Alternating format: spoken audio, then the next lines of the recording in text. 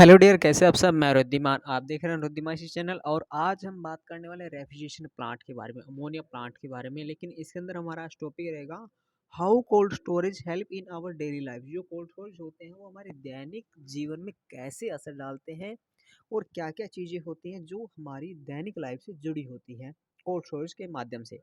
चलिए स्टार्ट करते हैं हमारी आज की वीडियो। Refrigeration plant. सबसे पहले कोल्ड स्टोरेज क्या होता है। कोल्ड स्टोरेज सिर्फ एक कमरा नहीं होता, यह एक ऐसा सिस्टम होता है जिसके अंदर हम अपने जो खाने पीने की वस्तुओं को लंबे समय तक सुरक्षित रख सकते हैं। और वो डिपेंड करता है कि हमें शॉर्ट टर्म रखना है, लॉन्ग टर्म रखना है। वो हमारे ऊपर डिपेंड करता है कि हम कौन सी चीज़ को स्टोर कर रहे हैं।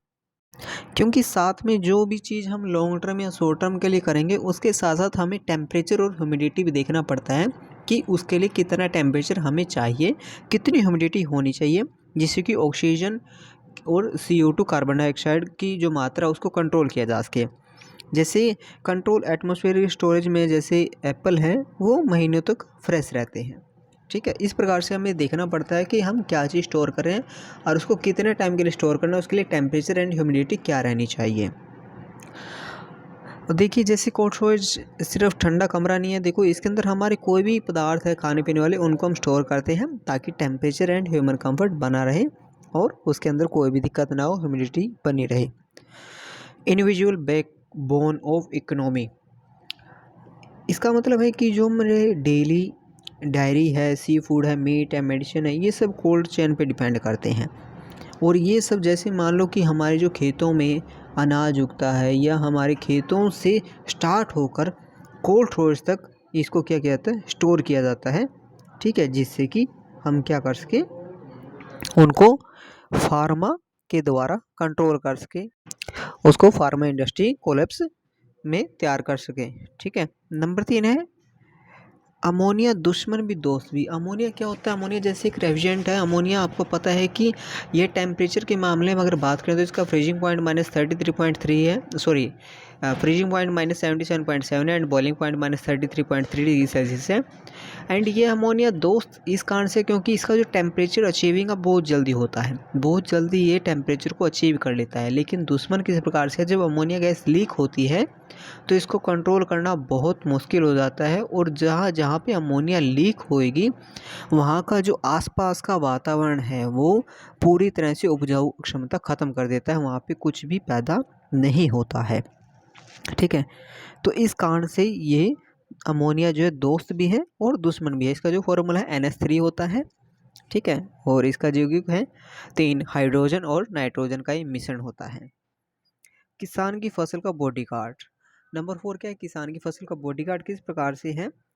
क्योंकि जो किसान फसल के द्वारा उगाता है, खेतों में उगाता है, उसको लंबे समय तक सुरक्षित रखने के लिए हम कोल्ड स्टोरेज का यूज़ करते हैं, जिससे कि उसके अनाज को, खाद्य पदार्थों को, खाने पीने की वस्तुओं को, उन सबको लंबे समय तक स्टोर किया जा सके और हम उसको क्या कर सकें, उसका वेस्टेज होने से बचाया जा सके और उसकी जैसे जैसे डिमांड हो वैसे हम उसको मार्केट में लाया जा सके। ठीक है। आगे चढ़ते हैं।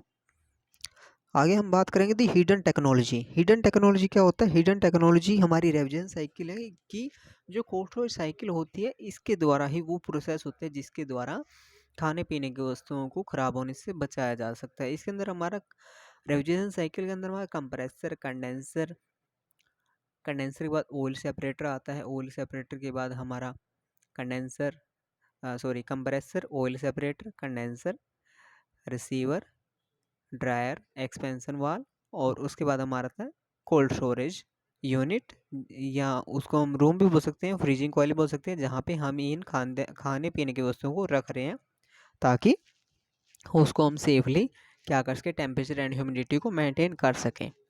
ठीक है। कंप्रेसर यहाँ पे गैस को कंप्रेस करता है, low pressure low temperature gas को, और उसके साथ में उसको ऑयल सेपरेटर में भेजता है। ऑयल सेपरेटर काम यहाँ पे थोड़ा सा ये रहता है कि जो कंप्रेसर के द्वारा गैस को हाई प्रेशर हाई टेम्परेचर में गैस को कंप्रेस किया गया तो उसके साथ जो ऑयल की मात्रा आई है उसको आगे लाइन में ना भेज के वापसी कंप्रेसर में भेजने का काम करता है। उसके बाद कंडेंसर होता है। कंडेंसर कोल्ड स्टोरेज में एयर कोल्ड भी हो सकता है, वाटर कोल्ड भी हो सकता है। ठीक है, यहाँ पर काम क्या होता है, जो कंप्रेसर के द्वारा आया हुआ हाई प्रेशर टेम्परेचर है, हाई प्रेशर वेपर एजेंट है, उनको लिक्विड में चेंज करने का काम करते हैं। उसके बाद ये गैस को हम स्टोर करते हैं रिसीवर के अंदर, और रिसीवर काम क्या होता है, आवश्यकता अनुसार गैस को आगे भेजने का काम करता है। और उसके बाद हमारा यूज़ होता है ड्रायर। ड्रायर क्या होता है, ड्रायर एक सिलिका जेल का काम करता है, या हम कह सकते हैं मॉइस्चर को अब्जॉर्ब करने का काम करता है। जो इसके अंदर silica gel absent chemical absent होता है, जिसके द्वारा मॉइस्चर कंट्रोल किया जाता है, और साथ में इसके अंदर फिल्टर लगे होते हैं जो गैस को फिल्टर करने का काम भी करते हैं। उसके बाद एक्सपेंशन वाल कोल्ड स्टोरेज की बात करते हैं, इनमें हैंड एक्सपेंशन वाल यूज होता है कि जितनी मात्रा हमें टेम्परेचर चाहिए, जितनी मात्रा हमें अमोनिया को आगे भेजना है, उतनी वाल को हम ओपन या क्लोज करते हैं। और उसके बाद हमारा जो कोल्ड रेफ्रिजरेंट है वो आता है कोल्ड स्टोरेज प्लांट में। तो वहाँ पे हमें क्या होता है, देखिए ये जो फ़ैन है, इस फ़ैन के पीछे हमारी यूनिट होती है, कॉइल लगी होती है, उसके अंदर से ठंडा रेफ्रिजरेंट घूमता है, और जब ये फ़ैन घूमते हैं तो ये वहाँ की गर्म हवा को उन ठंडी कॉइलों में से गुजारते हैं, जिस कारण से वहाँ की हवा क्या हो जाती है, ठंडी हो जाती है। तो ये प्रोसेसिंग बार-बार चलती रहती है। उसके बाद एनर्जी गेम की बात करें तो जो हमारी इलेक्ट्रिसिटी है वो भी कहीं न कहीं बहुत ज़्यादा खर्च होती है, क्योंकि आपको पता है जब प्लांट चलेगा तो कोल्ड स्टोरेज की जो इलेक्ट्रिकली कॉस्ट है वो भी 60 से 70% बढ़ जाती है। ठीक है?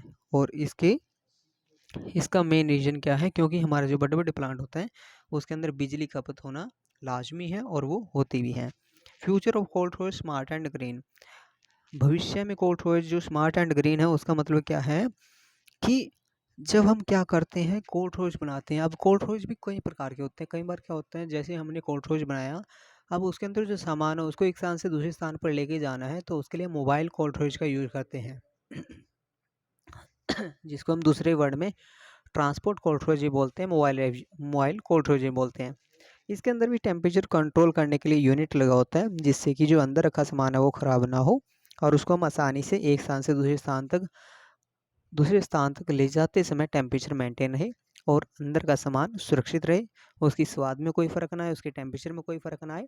ये इन चीज़ों का हम ख्याल रखते हैं।